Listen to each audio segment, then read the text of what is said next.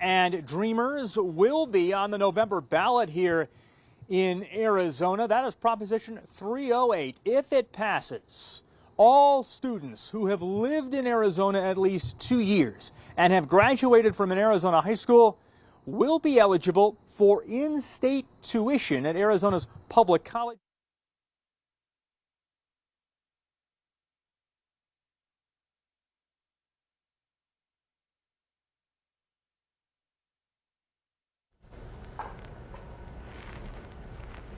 Dead center.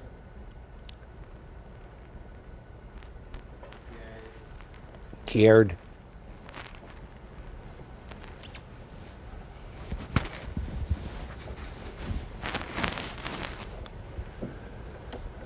So sometimes you get these requests for people to send you pictures on Instagram. Is it? It's been doing that all day. Huh? This damn microphone. I never accept these viewer pictures from people I don't know. Yeah. But I just open it up. I was like, what the hell? Why not? So me and Angela have no idea who it is. She just got this picture. That's pretty cool, huh? It's a better shot than we saw. Yeah, it was, right?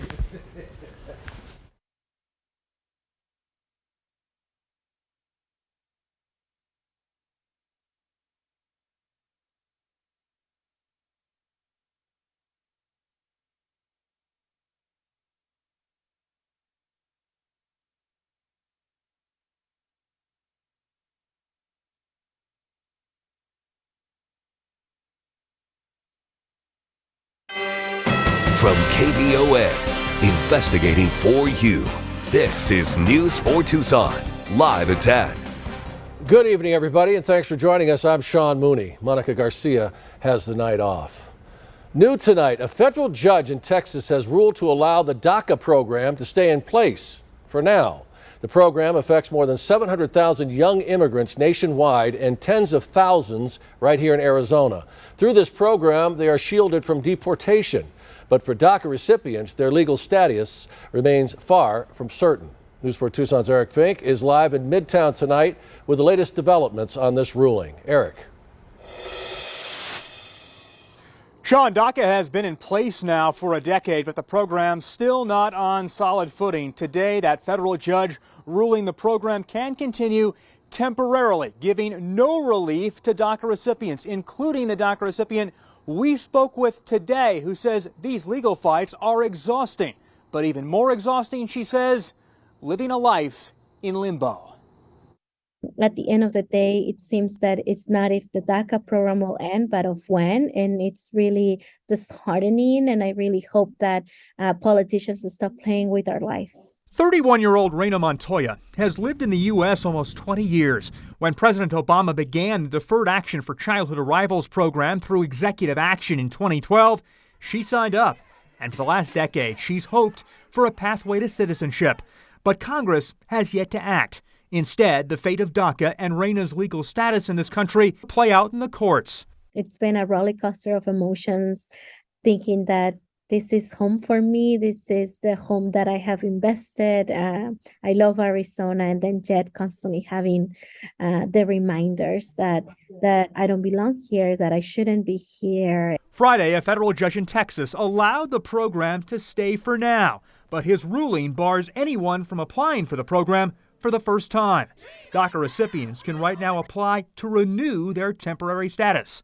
Over the last few years, DACA has survived 2 Supreme Court decisions. It's honestly very shocking. It's shocking because the lawsuits just keep coming, right? Nobody has said, okay, let's just leave it where it is. But at the same time, it's shocking because there really should have been some legislative action taken in this case. Right now, attorneys are thinking that this is going to go all the way up to the Supreme Court again. There are more than 20,000 DACA recipients in Arizona with no clear picture of what lies ahead. Now it just leaves them in limbo because if DACA is declared unlawful completely and they lose that status, many businesses will be lost, many homes will be lost. So it's a really scary place to be. It breaks my heart, if I can be very honest. Like, it breaks my heart to know that people that are constantly coming to me asking me for all these answers, and answers that are still not resolved and most likely won't be resolved until Congress decides to do something about it. A proposition concerning DACA recipients and dreamers will be on the November ballot here in Arizona with Prop 308 if the measure passes. All students in Arizona who have graduated from an Arizona high school and who have lived in the state for at least 2 years can get in-state tuition at an Arizona public college or university, regardless of immigration status. Live in Midtown tonight, I'm Eric Fink, News 4, Tucson.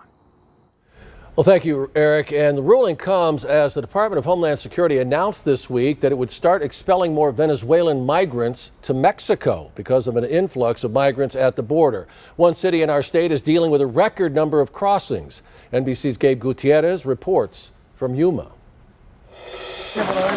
Each night, they rush to turn themselves in, group after group of asylum seekers crossing the Arizona border. It's beautiful coming to a free country.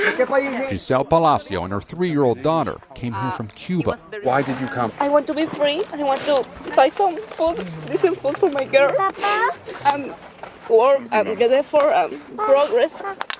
American dream, you know. This area alone is seeing hundreds of asylum seekers each night. And in just the last year, there have been more than 300,000 illegal border crossings in the area around Yuma. That's 3 times the city's entire population of nearly 100,000. It's an all-time record. Is that sustainable? It's not sustainable. Douglas Nichols is Yuma's mayor. I definitely do consider this a crisis. It's a situation where numbers are multiple times higher than anywhere else in history.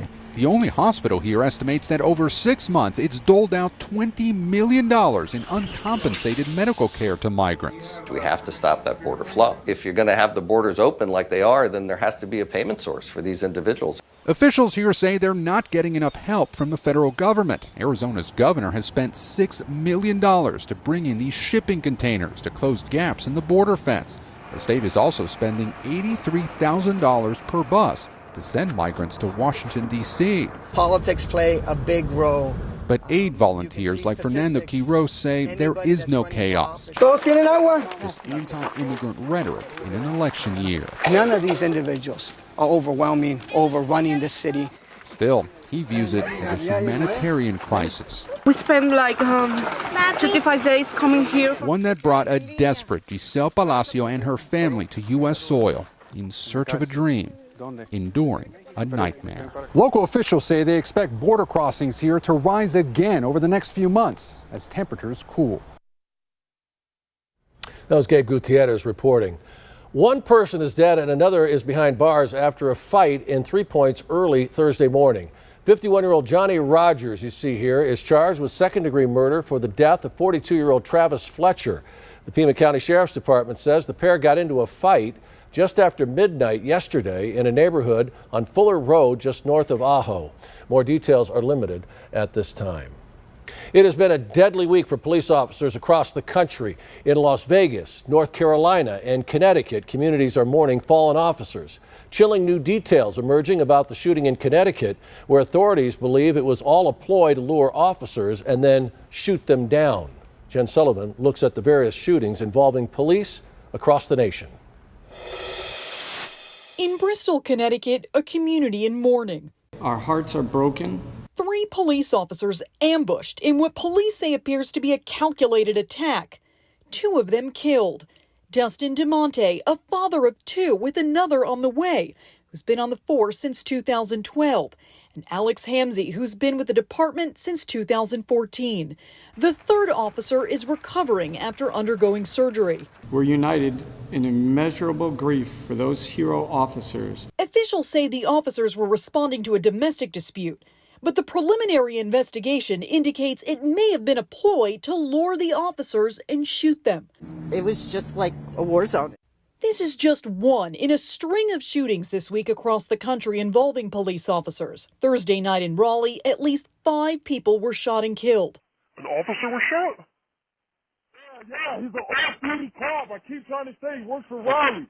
Among the victims, 29-year-old Gabriel Torres, an off-duty officer on his way to work.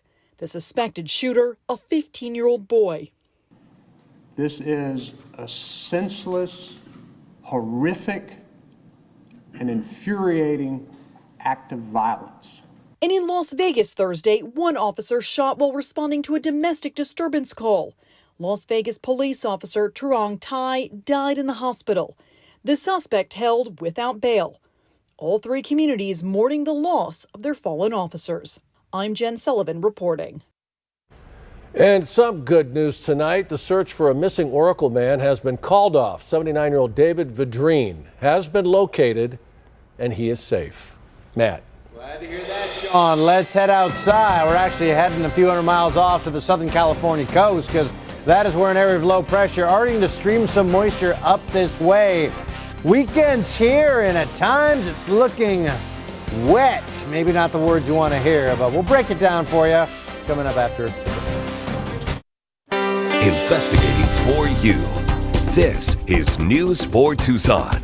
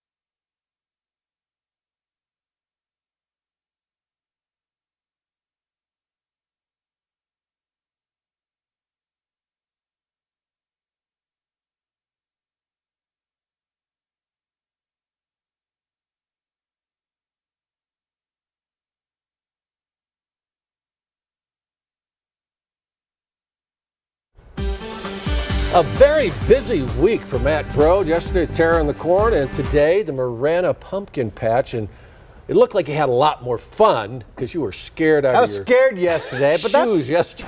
That's apropos for the But season. look at this. This is just more family fun, right? I Yeah. mean, you got the train going around. You have zip lining. I did that. I remember that, dude.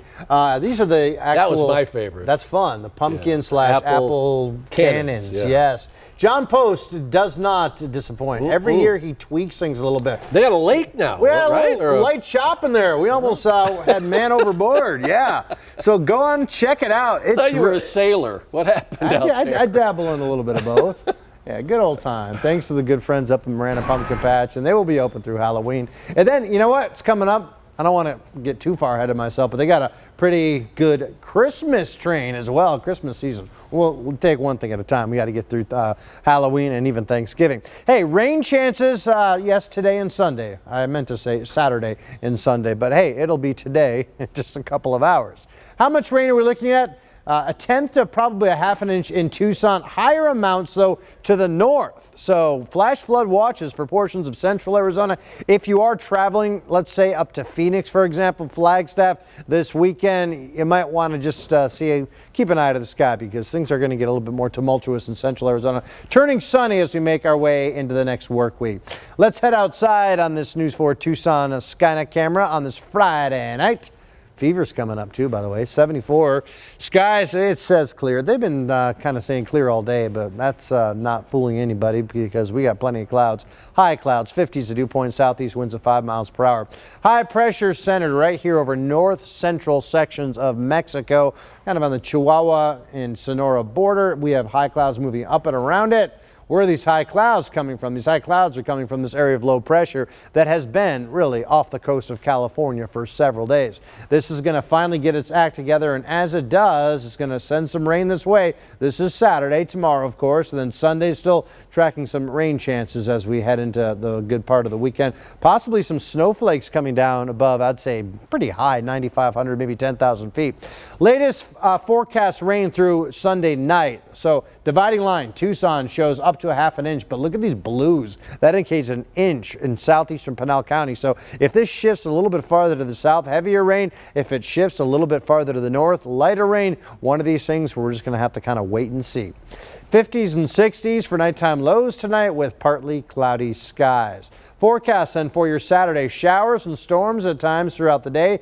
Daytime highs into the 80s, and your forewarned extended forecast, 60% chance of storms tomorrow, 83, 78, 50% chance of storms on Sunday. We'll go 81 on Monday, 83 on Tuesday, turning sunny again on Wednesday, 85, and maybe more rain chances as we make our way into the day Thursday and Friday. This October, a lot going on, Mr. Paul Cicala. What you got in Friday Football Fever? You're right, my man. Sports is coming right at you. We will have footage from 16 different teams from right here in southern Arizona. David Kelly and yours truly will be bringing you the Friday Football Fever. There were lots of storylines tonight with Coach Jeff Skurin and Rio Rico gunning for back-to-back shutouts as the Hawks took on Sahuarita. Plus, Bueno was hoping to move to 5-1 while there was a battle for Vail bragging rights as Micah Mountain and Empire struck back. Also, Jordan Thomas makes a big impression in his first game with Canyon Del Oro, and much, much more as the Friday Football Fever is coming right at you.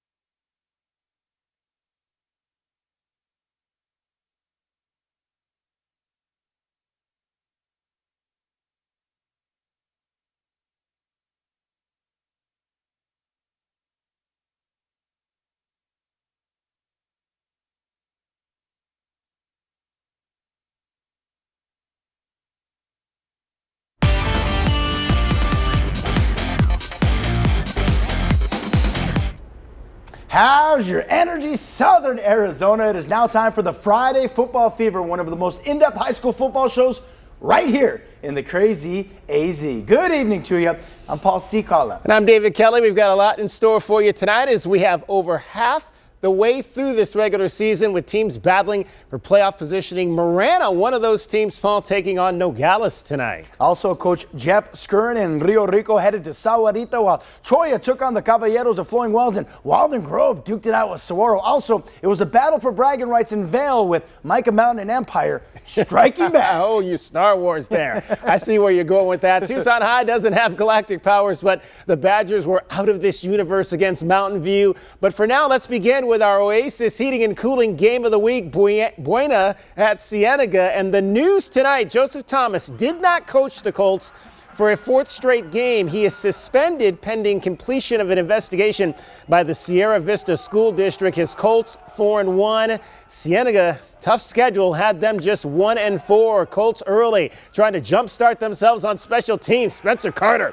escaping one man. He's on his way. 35 yards, going to give Buena's offense a great starting point. The Colts, a fabulous sophomore running back, Andres Bonilla, entered tonight with 917 yards in 5 games, gives Buena the early lead. But you might say after that, Cienega got on point.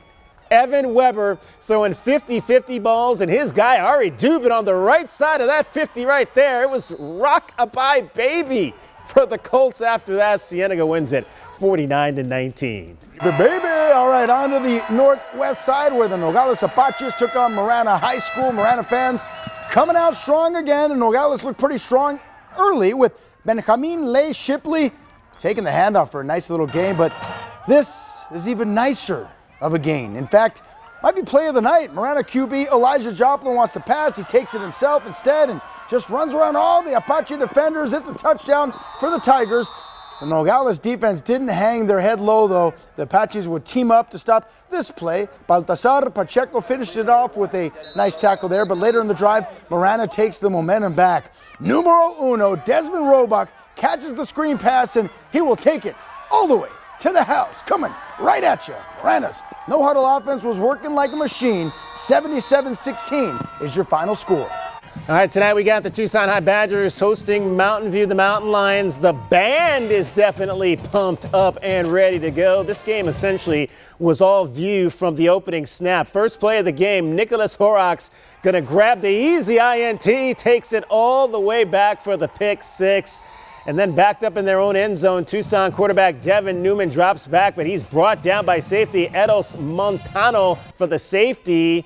Tucson had some good runs of their own, though. Newman, the nice pump fake here, he ends up keeping himself, gets a long gain out of that. The Mountain Lions go on the road. They take this one big, 45-17.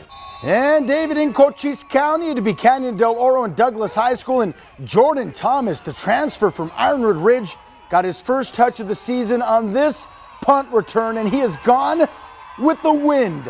Pew, pew, pew.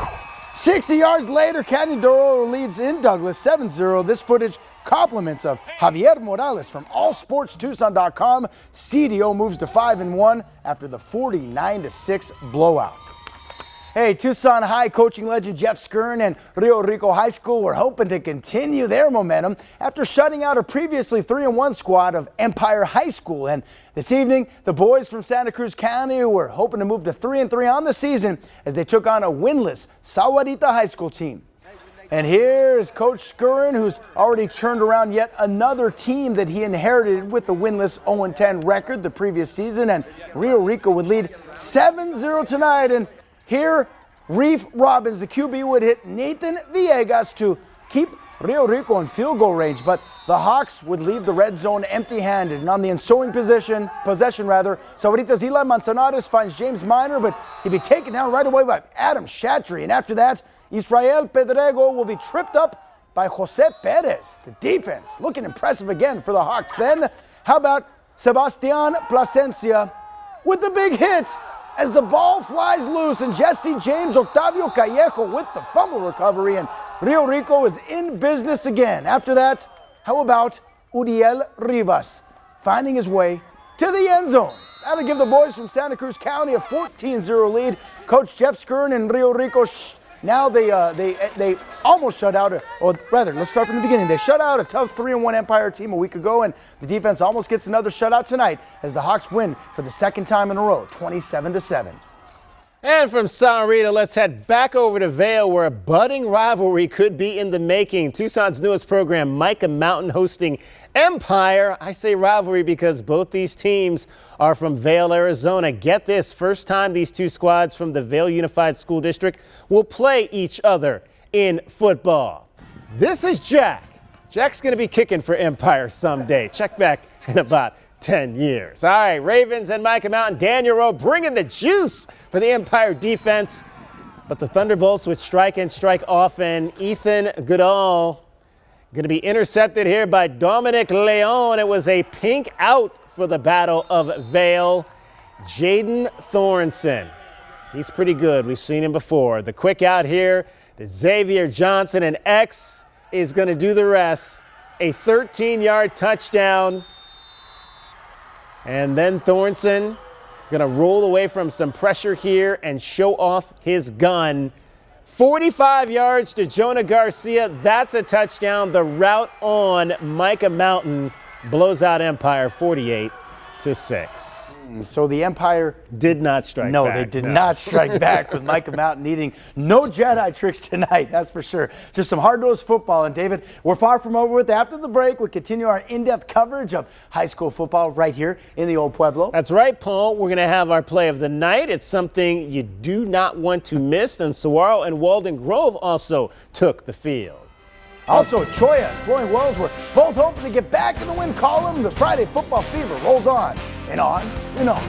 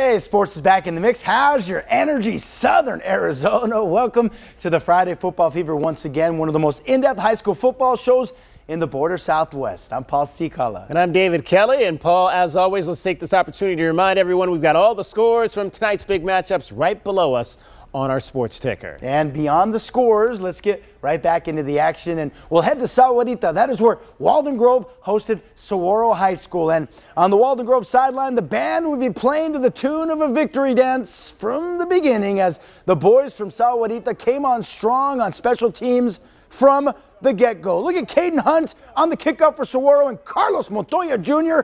with the big hit.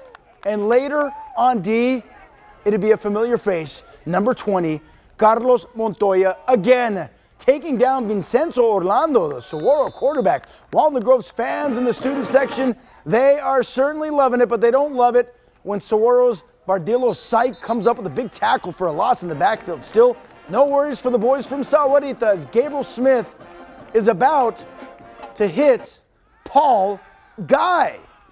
And this guy has some moves. Paul Guy says bye-bye as Walden Grove is flying high. The boys from Sahuarita, they win big, 39-20. All right, from Sahuarita, let's head on out to what's now considered the west side of the Tucson area in the year 2022 with Flowing Wells taking on Choya, David. That's the west side. That's what they call it now because it's grown. Tucson's grown so much. There you go. Yeah. Both these teams came into tonight winners of just one game in 5 outings. The student section for the Caballeros, that's always a fun place to be, rolling deep even during a subpar season like this one. And the Flowing Well fans would see their team take a 7-0 lead. Josiah Leon tumbles into the end zone. Choya won't move the ball after that, and on the next offensive possession for the Cavs, Adrian Soto finds Diego Acosta, who gets undercut there by Choya's Malachi Ifan. Nice hit, still a first down for the Caballeros. Soto finished this game 10 for 10 passing, 3 touchdowns. Flowing Wells cruises to their second victory of the season over Choya, 55-23. And now it's time for the play of the night. Let's head back to Marana. That's where Elijah Joplin decides to tuck the ball in himself and take it on the run past the Nogales Apache defenders. It was one of several highlights from a Marana team that rolled up a double 7 tonight. That is now 5-1 on the season for the Tigers. Our former player of the week, Clipper Automotive Player of the Week, Elijah And you know Joplin. what, if we, didn't want to mix it up, I mean, he could be the player of the week several weeks. That's for sure. Marana 5-1, as you mentioned, on the season. All right, it's that time of the night again that the Friday Football Fever is coming to an end. Unfortunately, we have to say good night. It is Mimi time. We got to go Betty bye, but no worries. If you missed anything, you can see the show over and over and over again on KVOA.com. See, I thought Mimi might be your new girlfriend now. I don't know. Don't forget, Paul. She's married already. My new girlfriend is married, and her name is Shakira. Okay? All right. Yeah. We won't go any further than that. You can also go over to KVOA.com, check out all of our stories on the U of A football team throughout the week. Wildcats gearing up for a big battle up in Seattle against Washington. In addition, former U of A tight end Glenn Howe and I will have our Wildcat breakdown coming up for you Sunday night. All right. Also, David Kelly will have that in-depth coverage with the U of A football team all weekend long. So for David Kelly, I'm Paul Stikala. Thank you once again for tuning in, and please enjoy the montage of highlights, the student body, and then some from all the high school football tonight.